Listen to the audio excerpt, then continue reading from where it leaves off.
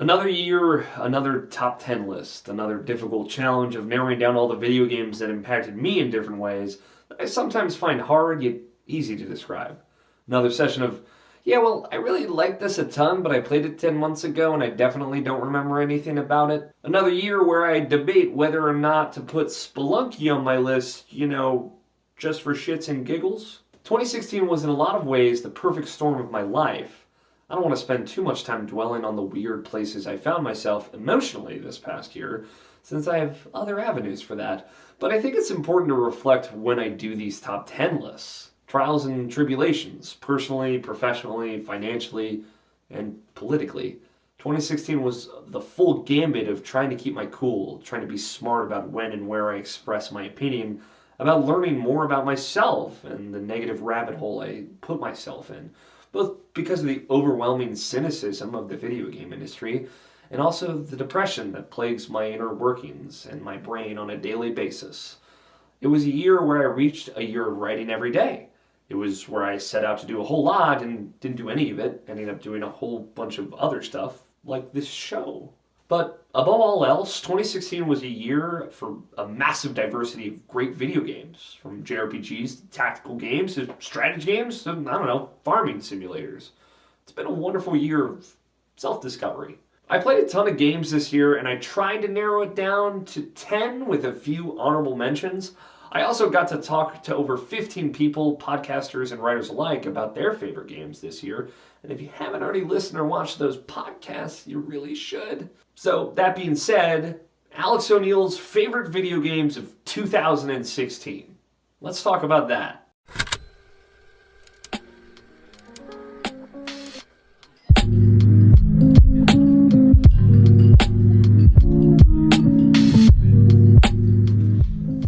Let's talk about honorable mentions, the games that didn't quite make the cut, but hey, they're still great games and I really like them. Gears of War 4 was super cool.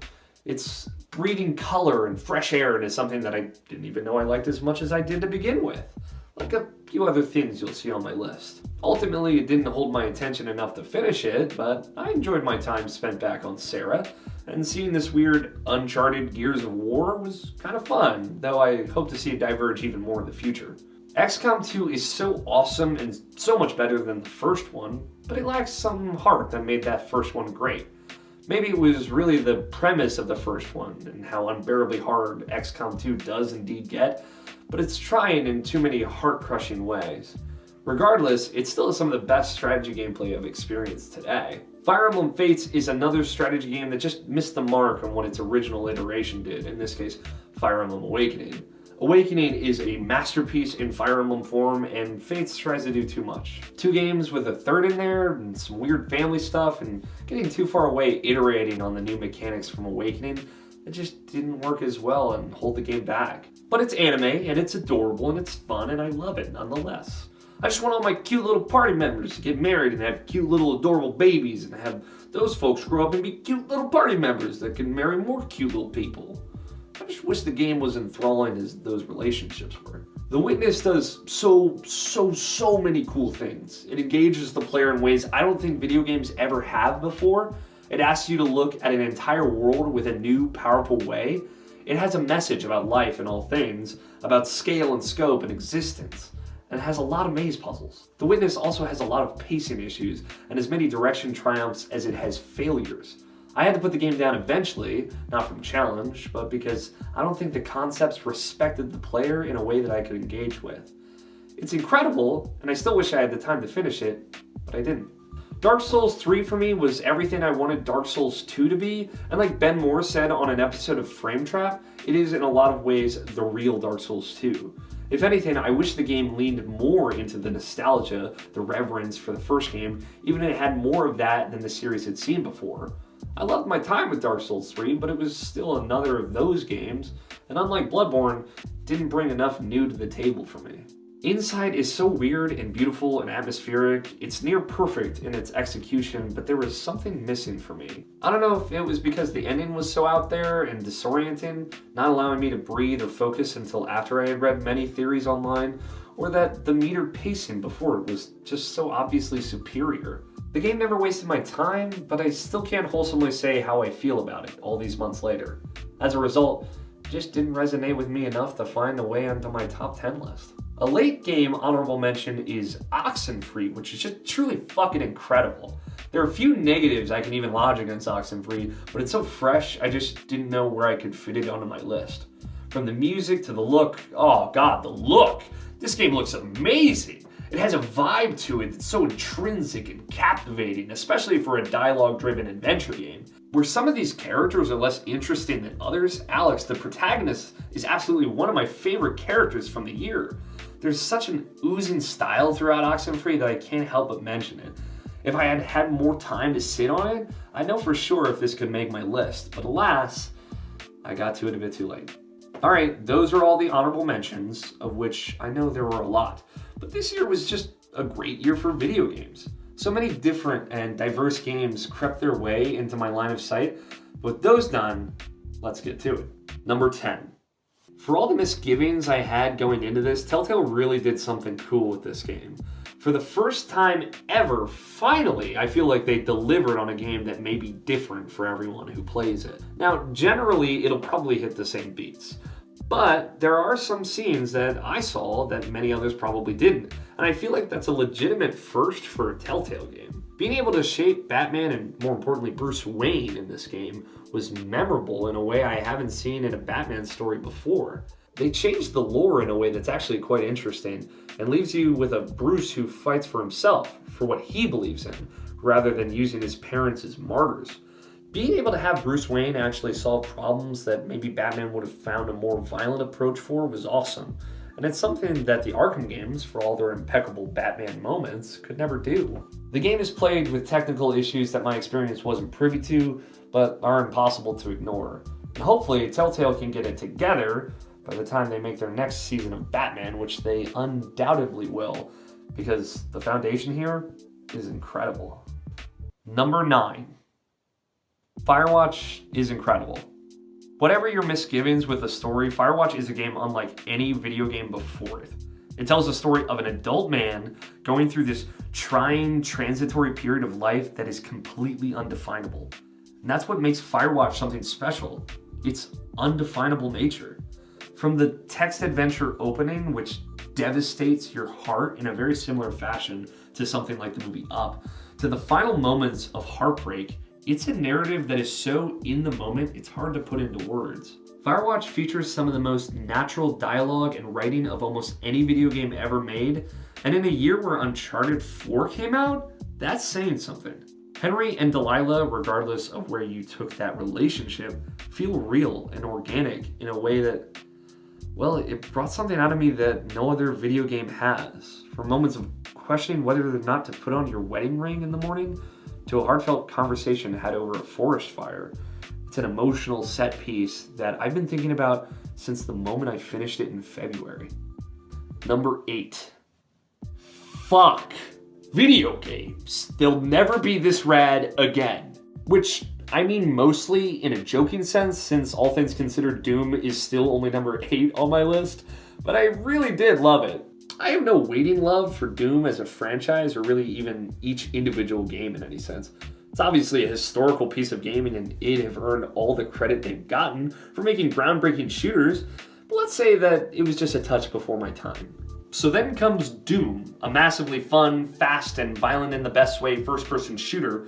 I love it, I really do, but most importantly, id's 2016 Doom is secretly Metroid Prime 4, and I mean, come on! The way the levels are laid out, the structuring of the secrets, getting new guns, and even at times new abilities for traversal. Obviously, there isn't any backtracking really, I mean, through Doom's open arenas, but the double jump feels almost identical to Metroid Prime, just with the speed on all levels cranked up a bit. This may seem like a weird out of left field comparison, but it's really what cemented that Doom experience for me. The game is fun and hectic and engaging, but the way that double jump feels, man, it's just perfect. Oh, and that double barrel shotgun, honestly, that gun is so perfect, it makes me legitimately depressed because guns in video games will just never be that good again. So there you go. Number 7. As a casual Animal Crossing fan, I've always wondered what games like it could get into. The most I ever got into Animal Crossing was the first, which in the States only ever came to the GameCube. It really became my little home away from home, or more accurately, home inside a video game console inside my home, and I absolutely loved it. So that sim-ish game with lighthearted mechanics around it always held some appeal to me. Having never touched a Harvest Moon game, Stardew Valley is very much my gateway drug, and it is absolutely a drug. It took me a while to get really into the rhythm of it, and that initial burn was slow, but after I restarted my save on console, I really took to it. Stardew Valley is a game that is increasingly harder and harder to put down. It has the full-on civilization effect of just one more day of in-game days, and then it really digs its heels into you. It's addicting in a surprising way, and the best part about it is, it's just so damn jolly. The game is joyous and cheerful, full of charm, and has all these great characters and townsfolk to get to know in your weird coming-of-age story of leaving your evil corporate job and getting out into the wild a little bit. It has this air of relaxation and pure enjoyment that I just haven't really gotten from a game outside of Animal Crossing. It's like a big old warm hug. It makes you feel all welcome and stuff. Number 6. Blood, death, destruction, Zelda? Hyper Light Drifter is this amalgamation of nostalgic reverence for the games that I love, namely Link to the Past, while also bringing in this artistic style and reverie for the old that I feel like you just don't get that much of anymore. It is both a love letter to the Zelda games of the past while vehemently maintaining its own identity. The game is hard, it's beautiful, it's bloody, and it's really quite dark at times. From the jolly center village to forging off in your 4 cardinal directions in search of a cure for your drifter's scourge, it really takes you to the ends of hell and back. Your sword and your tonics are all you have, and in a very Dark Souls-like way, you're forced into combat and have to stay on your toes just about constantly. You see this dilapidated world that was once destroyed by these giant titans. There's so much environmental storytelling in this beautiful pixel art that it'd be a shame to boil it down here. The game spoke to me, mostly because it's like you took a Link to the Past and forced it to grow up, but also because the mechanics, the feel, and the style that just drowns you from moment 1 to its final ones is unlike anything I've ever seen before. I adore Hyper Light Drifter, and my time spent with it was some of the best I could have given over to a Zelda like this year. It's fantastic, and if you haven't taken the time to look at it, I'd highly recommend it. Hearing they are making that game eventually run at 60 frames per second has me unendingly excited to revisit it again in the near future. Number 5. Man, what a twist and turn for me this year. I was actually not going to buy this game. Right there at the end of October, I didn't think I'd have the budget for it, and I had zero expectations or excitement for the campaign. I mean, I love Titanfall, but its sequel was just going to be a big multiplayer push for me, and other titles had filled so much of that this year, I just didn't want to make the time for it. Then people started talking about it, and then they said these things, well, they got me curious. So I got it, and I played through that campaign, and holy shit. I couldn't have emotionally, mentally, or even figuratively prepared myself for the entertainment roller coaster ride that BT, my best Titan friend, was about to take me on. Titanfall 2 exudes personality. From the way the game is written, which, while not excellent, is wonderfully funny at times, to the approach to design in every level and set piece. A lot of people hedge the argument of disjointed parts forced together in regards to the format of the campaign, but there's this brilliant flow of just pure philosophy in Titanfall 2. That mindset that tells you that the game wants you to have as much fun in 4 to 6 hours as you can, and we're gonna keep switching it up until your brain melts outside your nose. Whether it's brilliant time travel hallways, or a massive lightning gun, or full-on storm the beaches of Normandy just with robots, the game has moments in and out of a Titan that I remember in a sharp, distinct way that I haven't gotten from a traditional military shooter campaign in years. Titanfall is brilliant, and on top of all of this, the multiplayer continues to be the adrenaline-pumping, fast-paced action and more that I loved initially. Good lord, is that game good. Number 4. I remember when Dishonored originally came out, being pretty down on it after finishing it. I talked about it a lot on the podcast, calling it a good game, but not a great game. I was wrong. Dishonored 1 was a great game. Replaying it over again, I loved it even more, and the subtlety in its approach to level design is what really cemented it as such. Oh, and that DLC? top-notch. One thing I did stick to in regards to the original Arcane title is that the potential for a sequel was astronomical. And this time, I'm happy to say I was right. Dishonored 2 is a masterfully well-crafted first-person adventure through one of the most enjoyable settings of 2016. Taking a southern turn from Dunwall to Karnaca, the homeland of Corvo Attano, the protagonist of the original led to some of my favorite stories and levels in just about any and all first-person games ever made. And there are quite a few first-person games on my list this year alone. From dismantling the first game only to reintroduce new ideas and concepts that put the original to shame, to the brilliance and beauty of the world front and center, to new level objectives, more complex ways to disassemble your targets, and some of the most brilliant level-wide mechanics I've seen in a game all year, Dishonored 2 hits all the notes and then some. It's a fantastic sequel and does exactly what a great sequel should. It reintroduces the players to the groundwork that made the original engaging, doubles down, and then surprises them. I love my time with it and can't wait to go back and see the levels from a new perspective in a second, much more experienced playthrough. Number 3. Oh boy, here we go. This game. A lot of people hate this game. A lot of people love this game but hate parts about it. A lot of people hate Chapter 13 of this game. A lot of people believe you need to watch an anime and a movie before entering this game. And a lot of people hate the direction this story takes in this game. I'm none of these people. I don't agree or lean with any of those statements. Final Fantasy 15, as Brendan Williams put it in his top 10, is very much greater than the sum of its parts. It has issues, leaks that seem to creep out of its loose ends, untidily threaded in almost all directions. It feels unfinished even to some degree, but when I look at the game in front of me, I see something that I don't think I've seen in a massive budget AAA Japanese developed game. See a little of that heart and magic that makes standouts like Persona resonate with all who play it. Final Fantasy 15 is a game about brotherhood. It's a story from one person's perspective, and it's that slow journey of coming of age, of realizing what in the world you take for granted and what you love. On top of all this heartfelt story that really truly moved me is a fun as hell video game that had me lost in its world. A loop of fishing, taking silly selfies, hunting some monsters, and talking over a late night campfire with some homemade cooking felt just amazing. It's the JRPG loop distilled into this perfectly resonant grind that doesn't even come close to feeling like one. Surrounded by a world that feels real and proportioned in a way I don't think any Japanese open world game has ever even come close to being. This game is worth determining for yourself how you feel about it. So before you accuse it of being unfinished or bad or dissatisfying, go play it. I don't begrudge anyone for hating this game. You're entitled to your opinion. But I again implore you and remind you that it may really touch some other folks. So when you casually call it garbage, you may undermine the feelings those folks felt. And that ain't cool. Number 2.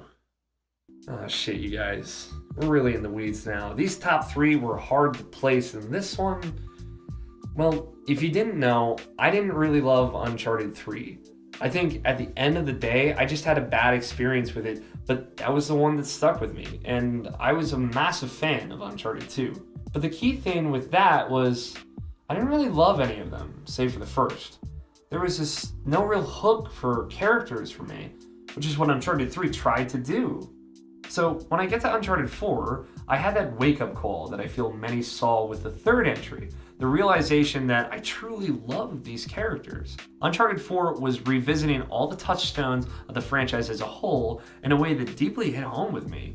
And the fact that the whole second half of that game is kind of like a reimagined Uncharted Drake's Fortune is absolutely amazing. Uncharted 4 is almost perfect. It made me realize how much I wanted that happy ending. It made me care about Uncharted where I didn't in that way before. And listen, before anyone says anything, I think this was finally the first Uncharted game that played really well. I think the stealth mechanics were awesome, and a welcome addition after The Last of Us nailed it. Oh, and the shooting and movement were some of the best Naughty Dog has ever implemented, with great new mechanics like the grappling hook thrown in just for good measure. This story is something beautiful, and many scenes stick out to me as gripping moments of genuine character. For me, I always cared about the treasure plot more than the interactions between characters, but here, they were both front and center and both absolutely phenomenal. Uncharted is a mastercraft in storytelling adventure, and I absolutely loved it. Number 1. Here we are. Game of the year. This is always a toss-up for me. It's a persistent headache that I'll inevitably regret depending on the day. If we look back to my past games of the year, Journey, Mass Effect 2, Life is Strange, The Last of Us, Shovel Knight, to name a few, I always skew in favor of something either emotional, indie, or flat out just thing that resonated with me a whole lot. Overwatch is none of those things. I mean, sure, it resonated with me, but not as much as my healing beam, as Mercy resonated with my teammates, or the infinite diva machine gun bullets resonated inside my enemies. Overwatch is this persistent thing that existed throughout my entire year. Unlike all those previous games of the year, I didn't come into 2016 even expecting to touch Overwatch. Playing the free beta the weeks leading up to its release, an early night turned into staying up all night until 4 a.m. playing this beta, something I usually never invest into, with my friends. And guess what? Overwatch consistently was a high point for me and my friends throughout the whole year, much like Destiny was with me when I finally played during the Taken King expansion. I love Overwatch. I love its look. I love its personality. I love how it feels. I mean, come on! This game has you shooting magic robot orbs out of your hands in one moment, rollerblading with a dubstep gun another, and then punching dudes as a giant raging gorilla moments later. And it all feels great. It's a game that is excellently balanced, crafted with a precision that you almost never see in video games ever, and is blatantly a multiplayer shooter, and proud of it. But, well, above all else, Overwatch reinforces the idea that video games have been telling us since their very first inception, that regardless of our race, our gender, our weight, our sexuality, or any other superficial factor, we can all be heroes. And that is amazing. Instead of doing the traditional outro for this, I first want to thank all the viewers for their patience. I was intending on putting an episode of Alex Talks out in December, and that didn't end up going up because I got sick the weekend I was going to record it, and I couldn't get it done. I'm sorry for that. I take missing deadlines very seriously, as some of you may know, and though I can't promise it won't happen in the future, I will try to be better. Past that, I wanted to end this video the way I ended all of my wonderful guest top 10s, with some most anticipated. Before getting into the gorilla in the room, here are a few quick ones. Tales of Berseria is out next week, and I, and maybe like 3 other people, are really stoked for it. It seems like they made a huge change up with the controls this time around, and that has me interested. Horizon looks cool. I mean, I don't even know what that game is going to be anymore, but I'm curious to see if it's really kind of like Tomb Raider. If it is, then you know I'm on board. Oh, and Mass Effect Andromeda. Yeah, I gotta know if there could be another great Mass Effect. If not, well, at least we got Mass Effect 2. Oh, and we're in a post-Switch world now. We know what that thing is, and we know there doesn't seem to be a whole lot coming out to it right at launch on the 3rd of March. But I'm excited for it. Zelda is absolutely enough for me, and I know I'm spending $300 far before I have to getting it at launch, but my curiosity in that hardware is absolutely enough for me to get in. I'm an early adopter, and I know that, but you know, you probably shouldn't buy that thing in March. And of course, there's the elephant in the room, which I referred to as a gorilla earlier because animals. It's my most anticipated game since I was 16 years old. Persona 5 is finally happening. April. And I know they can hit that date. I've never believed in a studio or a game more, and I can't wait to finally be able to experience that emotional journey myself.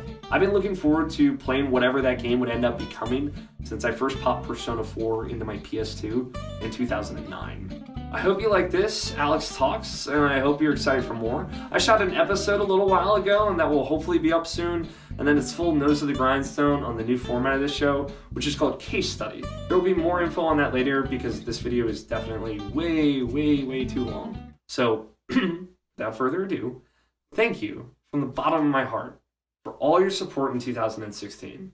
It's a new year, a new look, and new exciting times. Let's kick off 2017 right. Thanks for watching, and bye, Felicia! Super Nintendo, Sega Genesis, when I